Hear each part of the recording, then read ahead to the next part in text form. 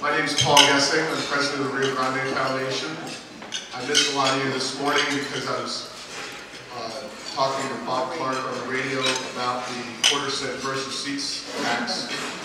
Apparently, the health care bill is not the only bill not being read around here, because City Council is meeting this week, according to the front page story of the Journal, to go ahead and say this is a 10-year tax, not a permanent tax. So I had an article in the paper on Monday, and they suddenly council's scurrying. It's a very short bill, so I don't know why they didn't read it, if they were just trying to slip a fast one by. But anyway, I'm going to introduce Jonah Goldberg, who many of you probably have seen already, because he was here last year. Tomorrow, 1 year ago, maybe we'll just make it an annual event and have Jonah come out every year. Yeah!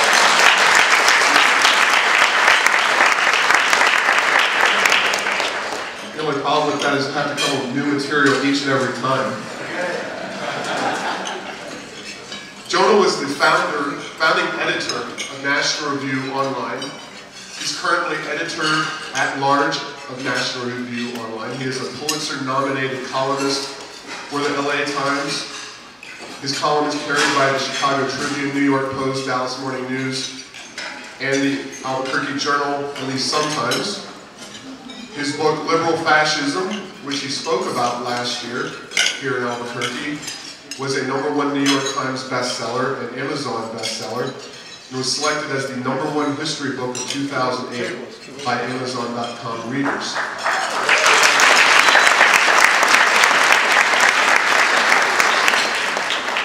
He's a member of the board of contributors to USA Today and previously served as columnist for the Times of London, Brill's Content, the American Enterprise. His writings have appeared in the Washington Post, Wall Street Journal, Christian Science Monitor, Commentary, The New Yorker, Food and Wine, and numerous other publications. He is currently a Fox News contributor. He lives in Washington, D.C. with his wife, Jessica Devora, his daughter, his dog, Cosmo. And I digress here for a second because I'm a dog lover, and actually I have to get back this afternoon and take care of my own dogs. But if you too are a dog lover, I would direct you to what I thought was one of his most emotionally heart-tugging pieces, which was right after 9/11, talking about the search and rescue dogs and the efforts they made after that. It was an amazing piece, and he's also written recently about his dog Cosmo and the healthcare treatment that he's had to administer to that dog. As we have a healthcare debate going on here, it's interesting how dogs are treated better in the United Kingdom and other places with nationalized healthcare than humans are. But I digress. He also has a cat named Gracie, a fish named Buster, and a snail named Gary. Maybe next time he comes back he can do an exposition on various names of all his pets. But without further ado, I give you Jonah Goldberg.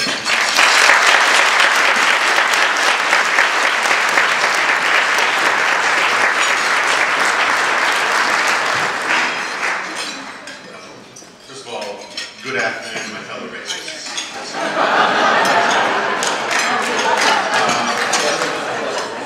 I have some terrible news to report that Paul is not aware of. Gary the snail is dead. It was just a hideous car accident. And Buster is now reincarnated in Buster 2, but I won't get into that either. I want to say thanks for having me out here. I really have very warm feelings for New Mexico, for Albuquerque, and for all these guys who so good to me. I did learn something disturbing last night on the US Air flight in here from Phoenix, which is that only on US Air is it illegal to buy alcohol flying into Albuquerque. If there's room for reform, I think that is an excellent place to start. I want to thank the New Mexico Turnaround Foundation. I want to thank the guys at the Rio Grande and Dr. Heritage for meeting anybody out. I apologize. I could do more filling in and clanking the blades go down.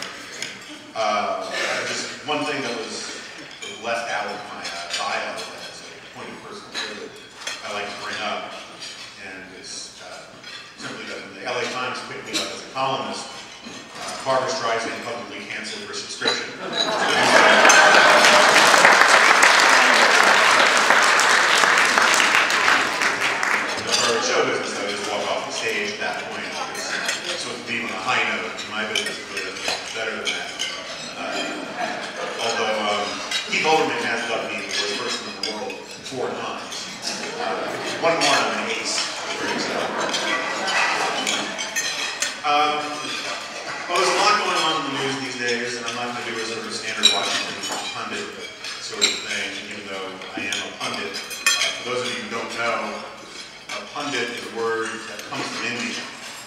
And in India, a pundit is a wise man, a sage, a master of art, science, and philosophy.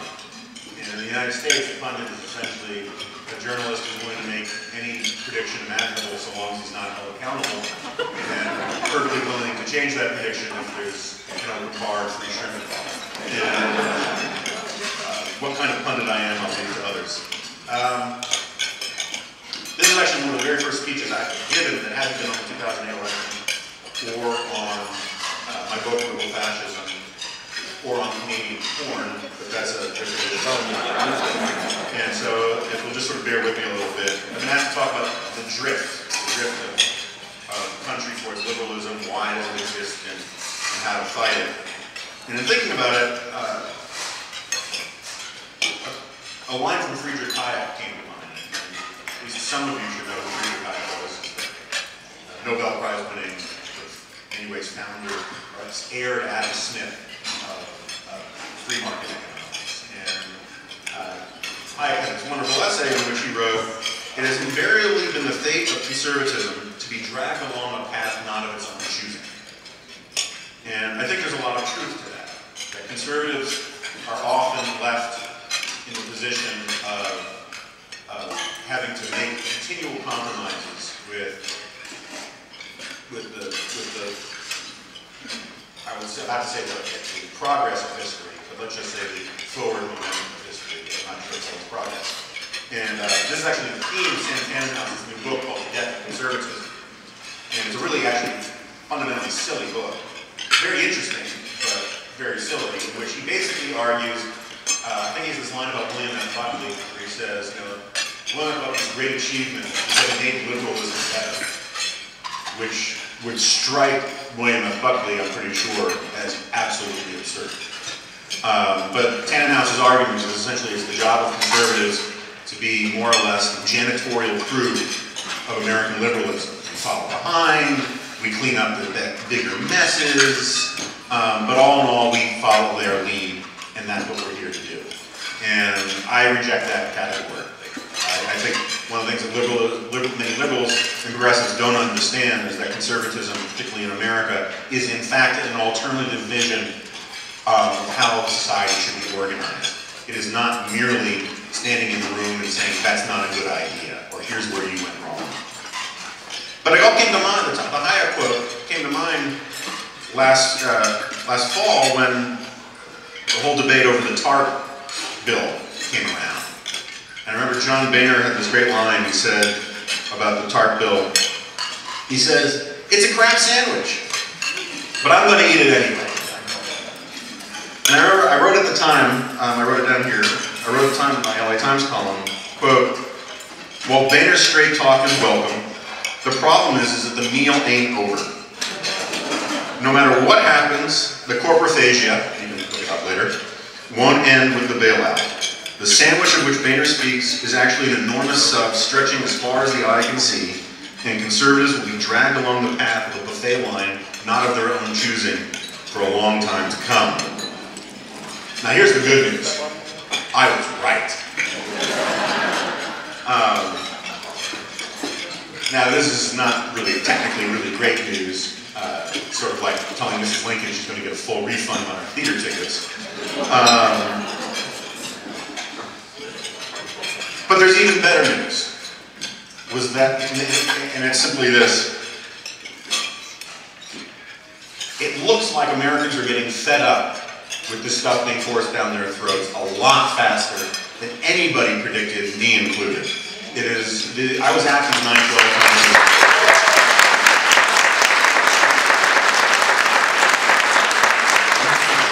Can I steal that glass of water?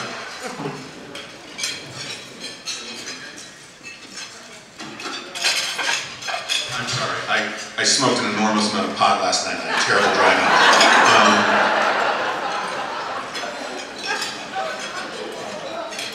No, I was at this 9/12 conference, or the 9/12 protest on the Mall in Washington, and it was an amazing thing to see.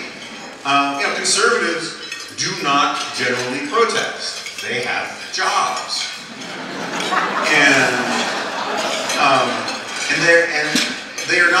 self-esteem is not really caught up in the aesthetics of protest. It is not their identity to be out there holding up signs. Let's face it, holding up signs feels kind of ridiculous.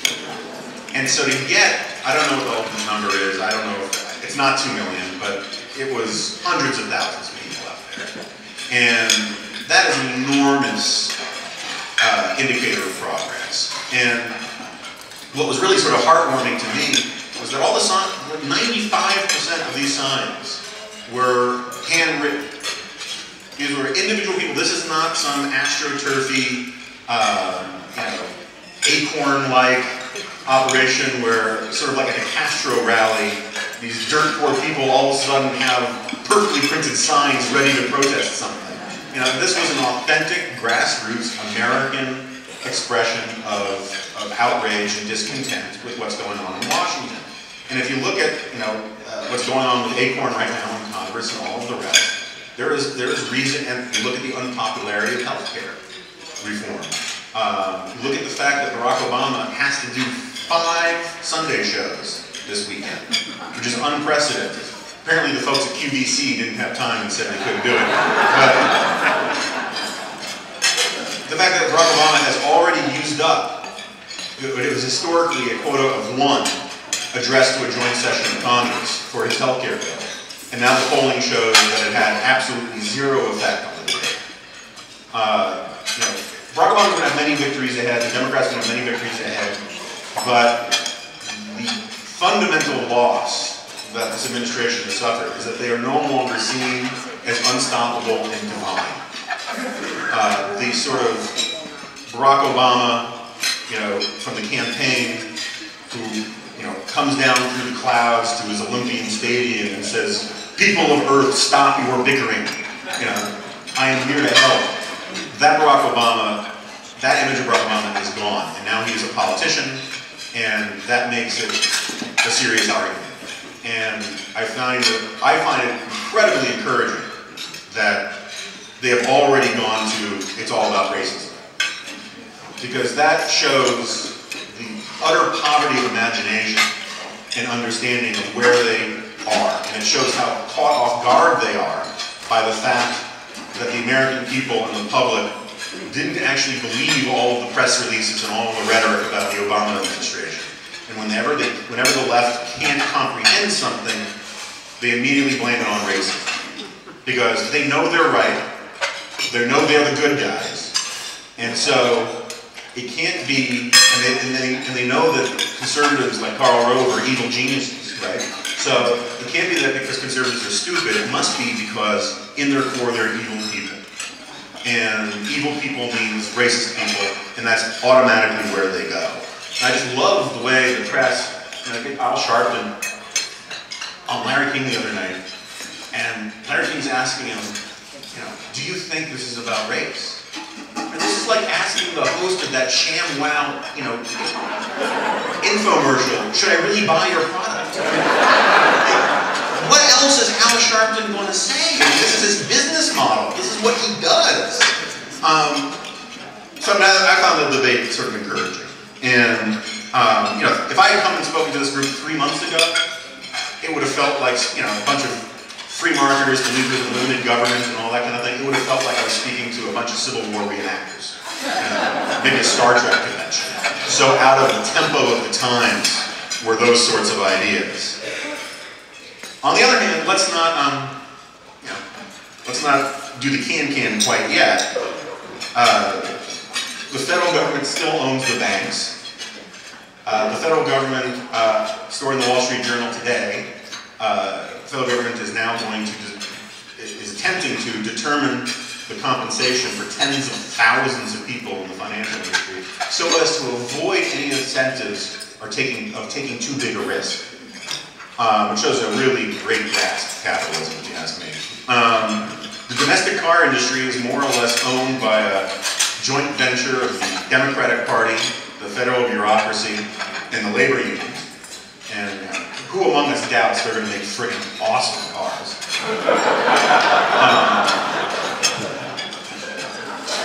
90% of new mortgages, 80% of student loans, are financed or guaranteed by the federal government. And the Obama administration is planning and pushing very hard to actually completely socialize the business of student loans. And this is a point that Matt Spalding and I have talked about before. That is it's a scarier thing than it sounds. Because what they're going to do, I guarantee you this is one of these sleeper issues. It's just going to get bigger and bigger. What they're going to do is once they've crowded out the ability to privately finance student loans, they're going to start attaching enormous strings to getting financial aid to go to college. All sorts of, compensated volunteerism and going into the right, already all this stuff about these ideas about if you pick the right career, you'll have your student loans forgiven and all these kinds of things. It is a way to get in through the back door of capturing an entire generation towards progressive ends. And it's something that conservatives really need to keep a close eye on.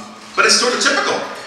This NEA scandal, which has not gotten the coverage I think it deserves, this is where the National Endowment for the Arts was caught red-handed by my friends at the website Big Hollywood, run by Andrew Breitbart, who's one of the guys behind all these Acorn videos.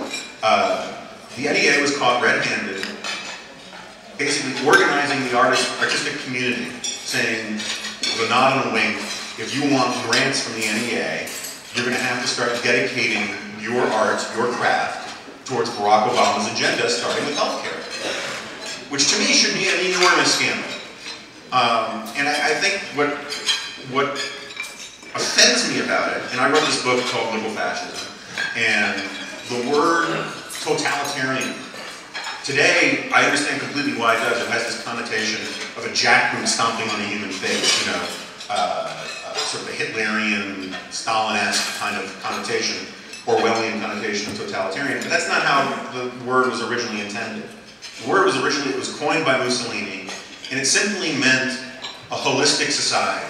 A society where the state is involved in everything.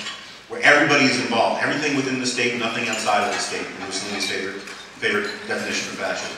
No child is left behind. Everything is political. And when you have something like this NEA scandal, and you have the student loan stuff building, never mind all these other things, it is a sign that this administration affirmatively believes that everything is political.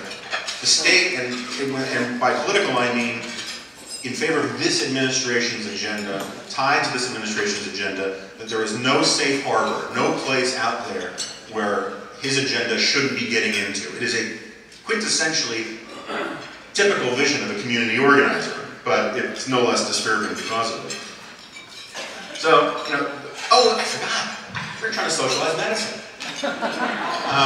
Which is a pretty good example of what I'm talking about. And it's very clear. It's important to make this very clear. This is not a debate solely about co-pays and premiums and how to expand coverage and all the rest. At its core, the debate over healthcare is a debate about what the relationship of the individual should be to the state. The guiding principle of progressives for most of the 20th century, and its high watermark was probably FDR, was this desire to turn people from citizens into clients of the government. People who get checks, and people who get stuff, people who rely on the government for their livelihoods and their wherewithal. And if the ideal healthcare system that Nancy Pelosi and Obama could pass, thank goodness it can't, it would radically redefine that relationship and plug every American citizen and every American family deeply within the welfare state, and it would take us a generation at least to unravel that. So the fact that that is not at least happening in an overt way should be seen as a sign of progress, or at least something to get some encouragement from.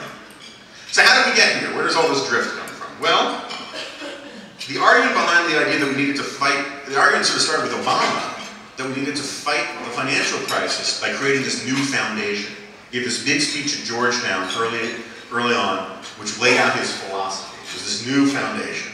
And the whole argument was that unless we do something to fix the inherent problems in our capitalist, run-amok, laissez-faire system, I don't know which system he actually has in mind when I look at America, but unless we fix these problems, boom and bust and all the rest, we're just going to repeat these problems again. And therefore, his remedies for fixing fixing the things that led to the financial collapse just happened to be his top legislative priorities for his campaign. A little wild coincidence.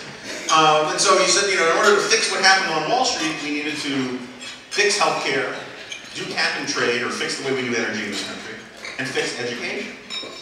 Now, we could use reform in all three areas, to be sure.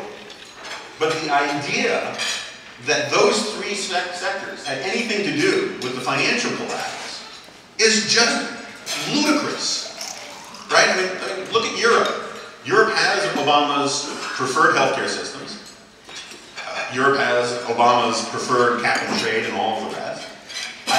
Frankly, I don't know how they do education in most European countries, but my guess, Obama likes it more than he likes the way it is here. And lo and behold, all of those European countries, France, Britain, Germany, were all hit harder by the financial collapse than we were. So it's just a complete red herring. It goes to this sort of core progressive idea that we heard so many times by now from people like Rahm Emanuel, that a crisis is a terrible thing to waste, right? And what they were trying to do was do a bait and switch, where they said the financial crisis proves that we need to sort of clear off the shelf of all of these wonderful hobby horses and priorities of the Democratic left for the last 30 years. And that's what we saw in the stimulus bill as well. And it's amazing how little of that stimulus bill has anything to do with stimulating anything.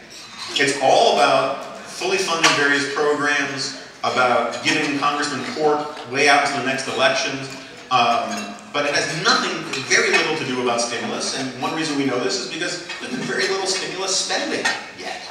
And the Obama administration's own proposals and projections said that the economy would be roaring at 3.5% to 4% when the bulk of the stimulus would be kicking in.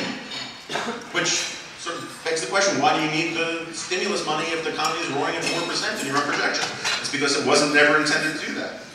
So anyway, the point I'd like to make is that this new foundation that Obama was talking about, in fact, almost any time you hear progressives use the word new, you should translate it immediately into old.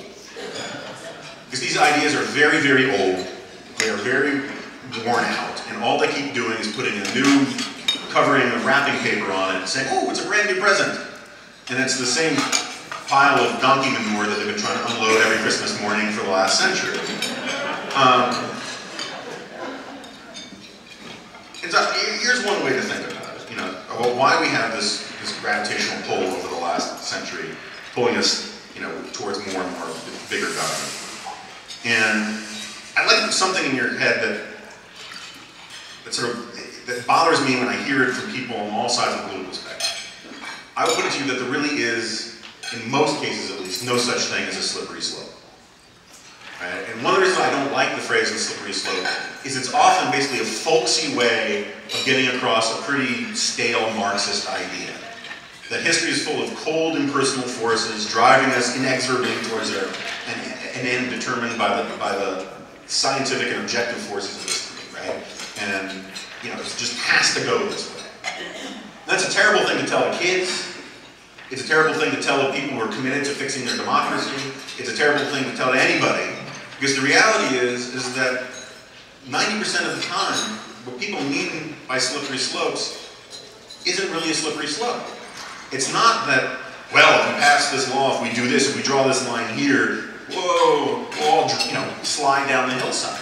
It's that there are people aggressively and affirmatively pushing the issue further to their side of the agenda. And this happens on both the left and the right, much more so on the left. I mean, you look at the debate over health care. When the debate was about the public option, the left kept insisting, well, it's really, you know, it's just about giving the American people choice. And I love hearing this from people who have a long track record of favoring single payer, saying that the public option was really about giving people choice. And it was very obvious from the beginning that what they wanted from the public option was to make it a Trojan horse. And in fact, Jacob Hacker, who's sort of the brain trust, the leader of the brain trust for healthcare reform for the Democratic Party, said, you know, people say to me that, you know, the public option is just a Trojan horse. And he said, well, no, it's not a Trojan horse. It's right here. This public option will lead us to single payer. That was the point all along. And they admit it. And I think the reason why I think that this is important you don't have to resign yourself to the idea that we've lost everything, but the idea that some things can't be fixed. Earlier at the end of Matt's talk, someone asked about, asked about those incredibly depressing polls of high school kids who don't know anything. And let the record show, just for the record, that kids throughout history tend to be stupid. It's one of the reasons we call them kids. But it's disturbing, and there's a point that should be made. Starting with Woodrow Wilson, who was the first president to openly condemn and disparage the U.S. Constitution, is no longer relevant, saying that the Bill of Rights needed to be replaced. Throughout much of the rest of the 20th century, it was simply the enlightened and intelligent thing to badmouth the U.S. Constitution is no longer relevant. It really wasn't until Ronald Reagan came along who made it one of the essential themes that we were going to restore the place of the U.S. Constitution in our democratic republic. And it wasn't until groups like the Federalist Society formed in response to the Reagan Revolution that you really heard a robust argument that the Constitution is still relevant and should still be adhered to. And it shouldn't be something you see only in your rearview mirror, but actually something that serves as your map for where you're going. And that is enormous progress that we seem to forget. That conservatives have a significant impact on the judiciary, on our public understanding of the role of government, that would have seemed outlandish and crazy less than a generation ago. But if you talk to anybody in the early 1970s, oh, it's a slippery slope. We've already given up on the Constitution, all these horrible Warren Court decisions, and the slippery slope is carrying us away, and the Constitution is going into the dustbin of history. Well, no, it's actually turned out that it's still a big fight, but the Supreme Court has gotten more conservative. More people on the Supreme Court believe in the Constitution today than did pretty much at any time in our lifetimes, or even your parents' lifetimes. And that's real progress, and it's something to keep in mind. But I think that the pull that we get towards ever bigger government has a lot to do, not so much with the slippery slope, and how to put this. Richard Weaver wrote a wonderful book called Ideas Have Consequences. And in that book, he had this really interesting argument. He said, ideas have consequences. And he was right. Ideas matter a great deal. So do metaphors. And one of the sort of central points of my book is, and of the way I see politics, is that there's an enormous danger from the category error. And what do I mean by that? Well, it's a mistake that the left always makes. It's a mistake that the conservatives sometimes make. And it's a mistake that libertarians never make. Libertarians, one of their great true insights into politics and philosophy is that the government can never be anything other than government. It can't love you. It can't be your mommy. It can't be your daddy. It can't be your church. It can't be your mosque. It can't be anything other than government. It can't fill the holes in your soul. It can't tell you who you are. It cannot give you meaning. And I think that one of the reasons why we constantly task government with jobs that it should not have. And I'm not an anarchist. I believe that government should do all sorts of things. I think government should have armies. I think government should have judges. I think we should enforce contracts. I think, okay, I'm kind of running out. But,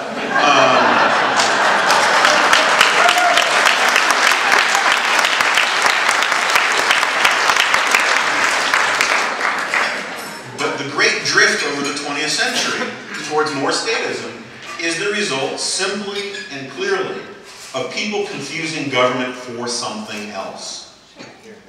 And one of the things I talk about a great deal is the pernicious influence of this metaphor called the moral equivalent of war.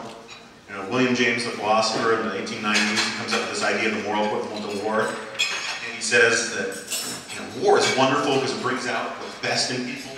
It causes people to drop their individual pursuits and their free associations and their own familial or professional concerns and rally around the state for big ideas and big causes. And this idea set the entire progressive movement going. The idea that what we needed was a moral equivalent of war. Something that would cause people to drop what they were doing and join with the government. And the progressive movement was obsessed with this ever since. And people talk about the progressives are supporting World War I because of the League of Nations and Treaty of Versailles and all that kind of stuff. For most progressives, that was all secondary. What they loved about World War I was what John Dewey, disciple of William James, probably the most influential philosopher in America, to Edward's detriment. It's what John Dewey called the social benefits of war. And he went on and on about how wonderful war would be because it would force us to crush laissez-faire capitalism. It would force us to crush individualism. It would force us to give up our individual liberties and march in step with the state. And that was the idea that inflamed the minds of progressives. And this New Deal that everyone talks about, as if it was this incredibly wonderful thing, and when Barack Obama got elected, all of a sudden there was this explosion of, we need a new Deal. Well, the New Deal was a moral equivalent of war argument. I'm not saying this is an interpretation. I don't know a historian out there who disagrees with this. Of left, right, and center. FDR campaigned promising that he was going to fight the Great Depression. Is this mic continuing going here? Yes. Yeah. I'll keep trying to project, and I don't know what else to do.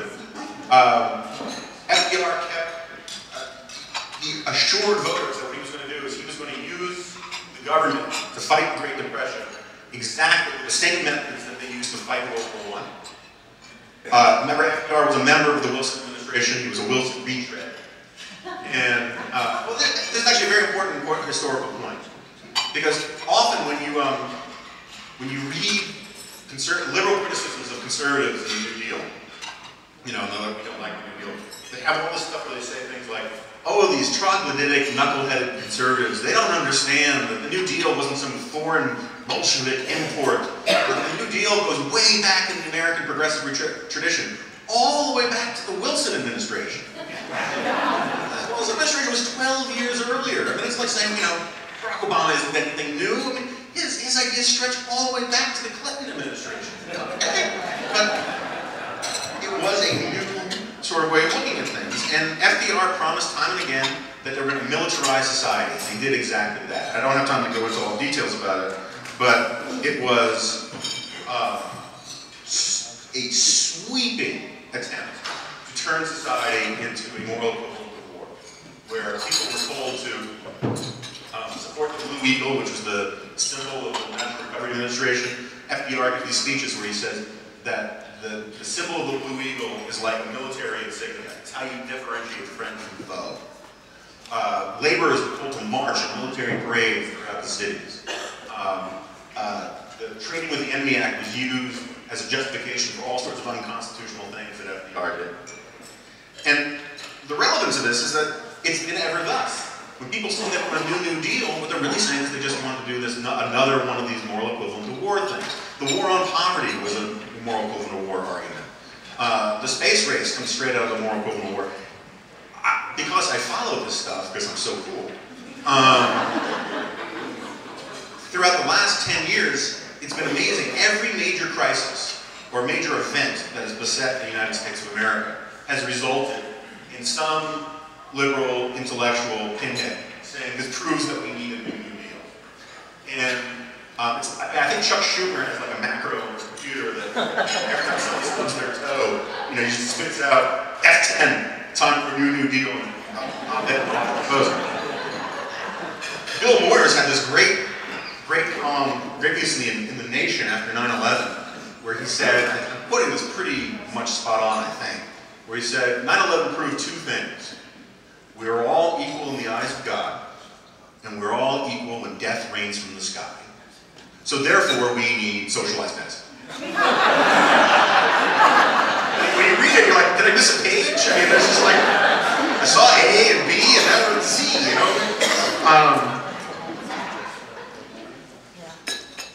And these bad metaphors, these category errors that the government can be these things, are so soaked into the bone now that you can see how the left is constantly reverting back to them over and over again. You know, George Bush, we were told right after the financial collapse, was Herbert Hoover, right? He was this radical, laissez-faire, you know, guy who had tested all of the harebrained ideas of the conservative right and proved none of them work. Now that's almost a direct quote from Sam Tannenhouse's book. And the problem with this is it's all nonsense. You know, I mean, what movie were these people watching? George Bush did many fine things. George Bush did many not fine things.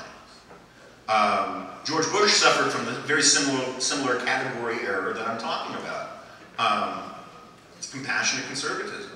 You know, I never liked compassionate conservatism. You know, my last name's Goldberg. I'm sort of an Old Testament guy. And, you know, I want my conservatism with a little more smiting and wrath. And it's at least worth pointing out that under George Bush, education spending went up 127%. We federalized education policy in this country in a way that conservatives have been fighting for generations. We spent community and regional development spending went up 342%. Medicare spending went up 58%. Environmental spending went up 28%. Highways went up 28%. This does not sound like the, you know, radical libertarian laissez-faire capitalists that Barack Obama and these guys like to describe. And I think that the problem was that George Bush made the fundamental mistake of liberalism, the fundamental category error of liberalism, which is to confuse your self-worth as a human being, as a decent person, with your support for large, inefficient, counterproductive federal programs. We get the same thing from Barack Obama and John McCain in the last election, but all this stuff about a cause larger than yourself. I believe in serving causes larger than yourself. I don't know very many people who don't, with the exception of, you know, Hannibal Lecter, right? We all serve causes larger than ourselves. What I take offense to is the idea that a cause larger than yourself is really a Trojan horse or a euphemism for signing up for paid volunteer programs as dictated by a federal bureaucracy in Washington. But in terms of causes larger than myself, my daughter is an enormous, well, she's kind of tiny, but an enormous cause that's larger than myself. My family is a cause that's larger than myself. My magazine is larger.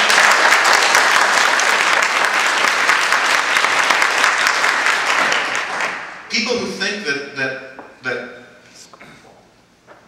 you have to define your relationship with government to have a cause larger than yourself, in a very fundamental way, that's a totalitarian vision, right? It means that there is no relationship that is meaningful in life other than your relationship with the state. And, you know, the reality, you know, I don't know how many people who talk about cause larger than themselves have actually ever hired somebody, given somebody a job, or put a product on the market.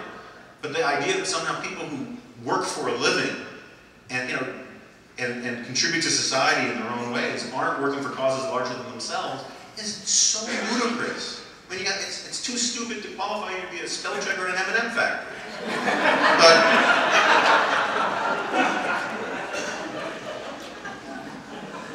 But it endures, right? These ideas endure, that somehow we're, you know, the left says we're better than them because we believe in doing good things.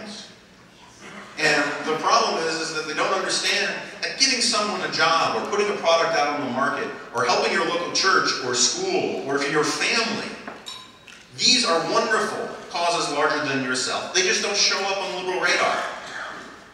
And I think one of the things that conservatives must be tasked with is getting hold of the vocabulary in a way to say, how dare you suggest that I'm not dedicated to a cause larger than myself simply because I don't want to make AmeriCorps mandatory for everyone from 18 to 24. What a pinched and shabby understanding of meaning of life if that's what you think a cause larger than yourself means. So anyway, I don't know, is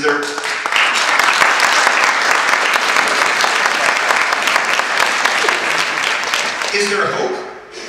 You know, Nietzsche says that hope is in reality Hope in reality is the worst of all evils, for it prolongs the torment of man. Which I do like, you know, right? I am a conservative, I like snarky stuff, but I don't think it's true. I think, in fact, these are pretty encouraging times. One of my favorite lessons from politics comes from Ed Koch, former mayor of New York City. He was asked, after he was voted out of office, he was asked if he was ever going to run again. And he said, in that thick New York accent is, "No, the people of New York threw me out of office, and now they must be punished."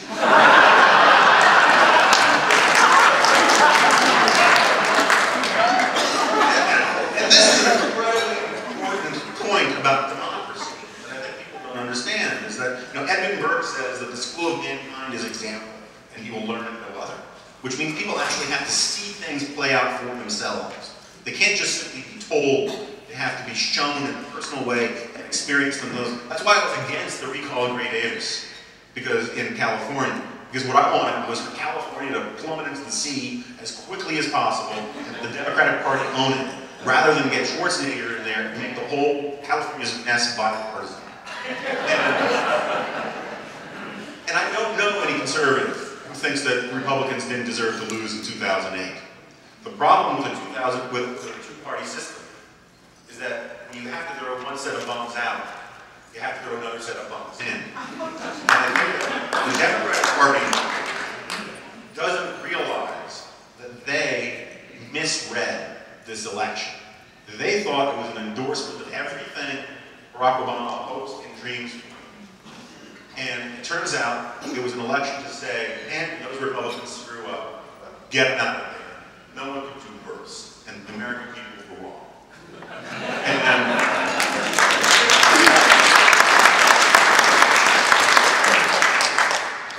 And I think that's one of the reasons why the Democrats have been so flat-footed.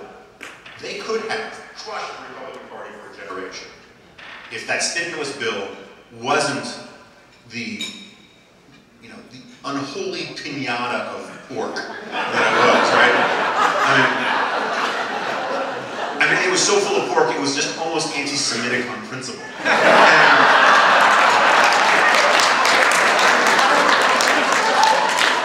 And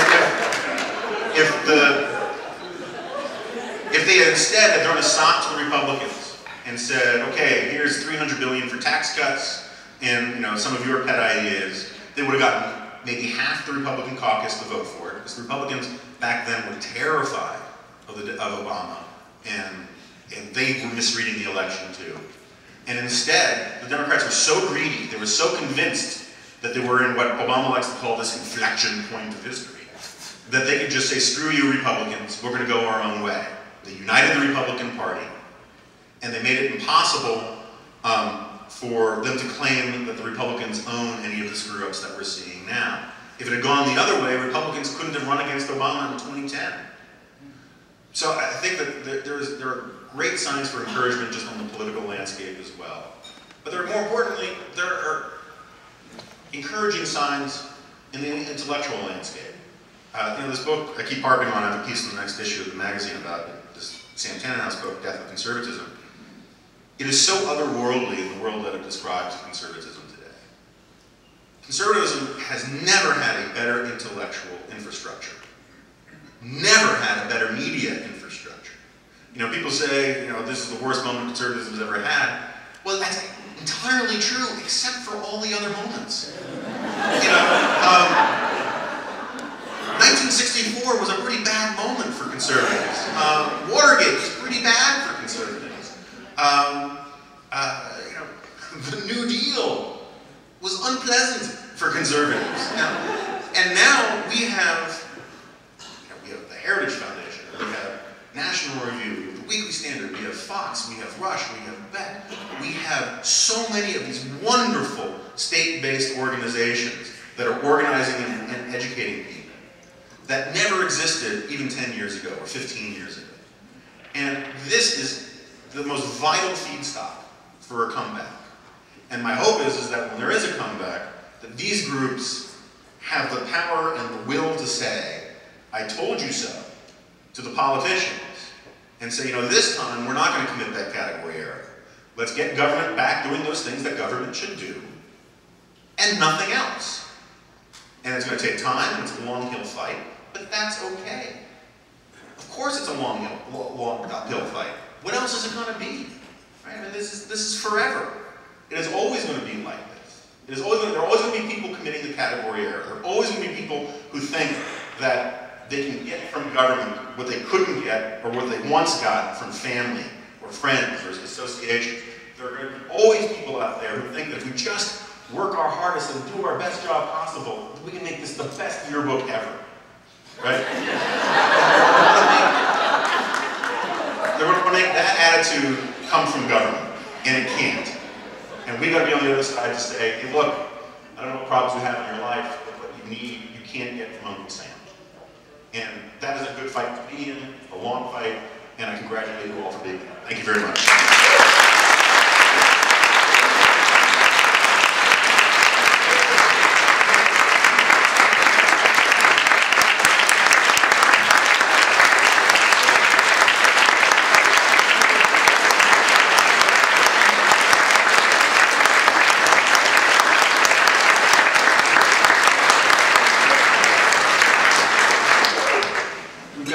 For Q&A.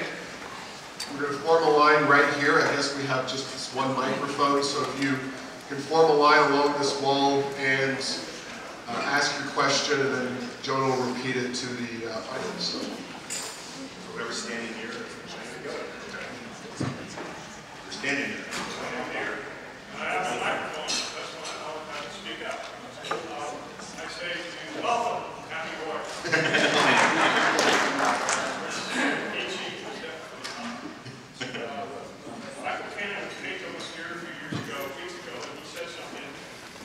Something that I read in the street that he said, the Constitution is not perfect, but it's better than what it's got. Do you really have hope that we can advance the spirit of liberty when so few of the Constitution's friends understand it? Do I really have hope or optimism about the ability to win back the cause of limited government, given how few friends the Constitution has? What's that about? But yeah, you know, I mean, this would be a pretty depressing career path, right?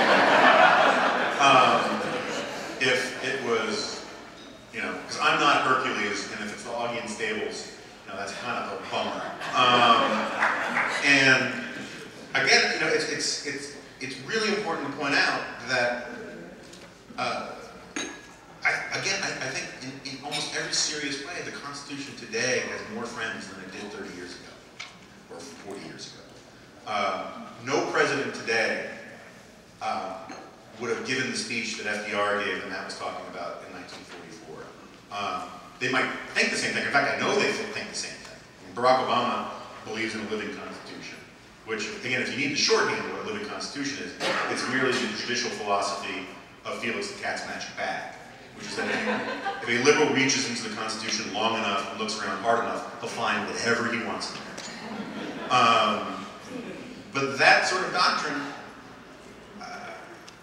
it's got a lot of adherents, but it's also got a lot of opponents that it didn't have before. And so the thing is, you gotta keep fighting. I mean, Edmund Burke didn't in fact say all that's necessary for the triumph of evil is for good men to do nothing. But whoever said it was right. And more people are doing it than ever before for the conservative or libertarian or limited government cause, whatever label you want to put on it. And the trick is to keep building on that. And I'm optimistic, but at the same time, I think I will spend the rest of my career fighting against these forces because they're not going to go away either. And they're more optimistic. I mean, they're Christmas pony happy every day, destroying the Constitution. And so the trick is to show up and play the game. Thank you. Yes, sir.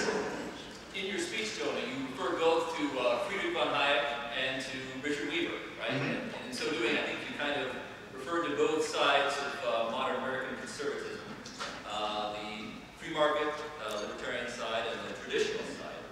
And this is of interest to us. We're very concerned about New Mexico education because that's one of the motivations of our meeting today tomorrow.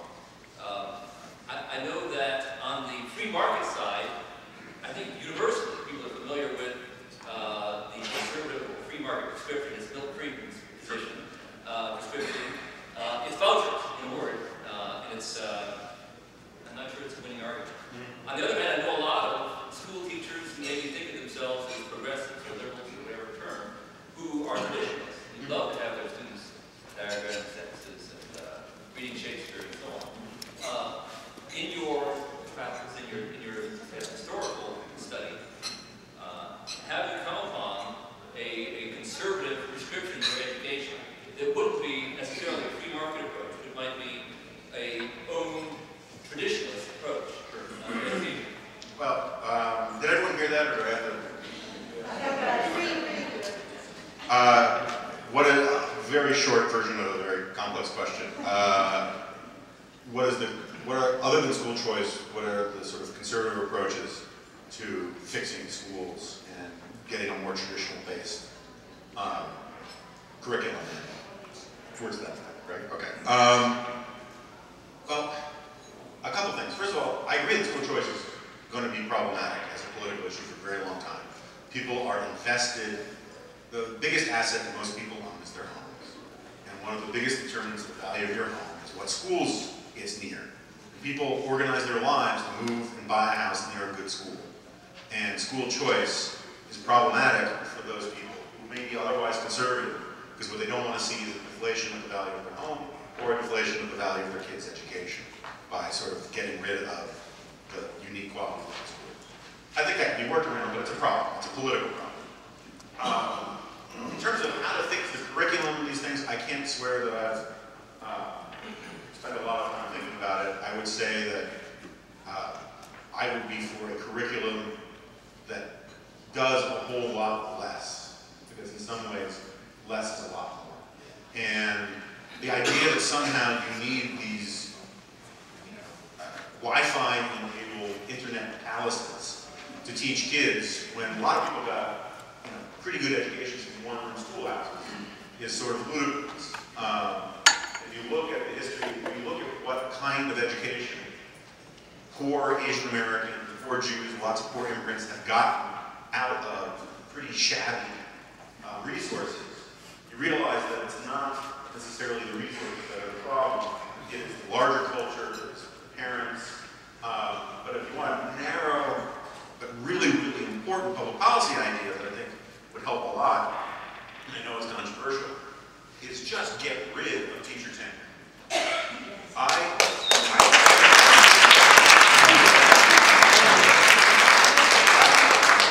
I think teachers have a very hard and very important job, and they should be very, very well compensated for it. I also think that if they suck at it, they should be fired. And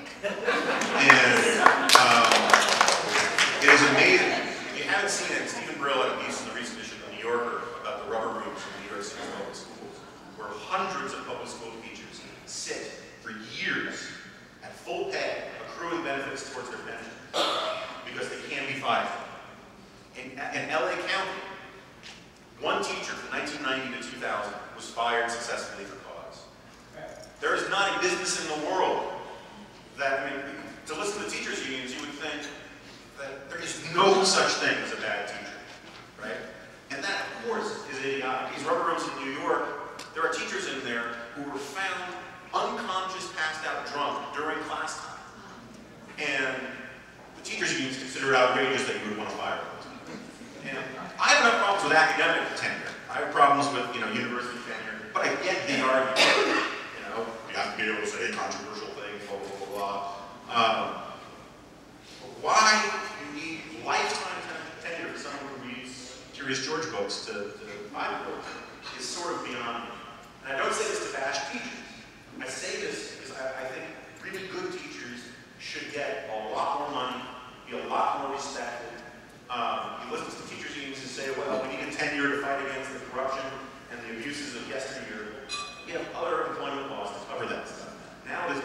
just a perk. It's a lifelong, it's a way to compensate underqualified people for jobs that, it's a way to make a job attractive to people that otherwise wouldn't be attractive. I would rather make that job attractive by paying them a lot better and being able to fire them once we really better.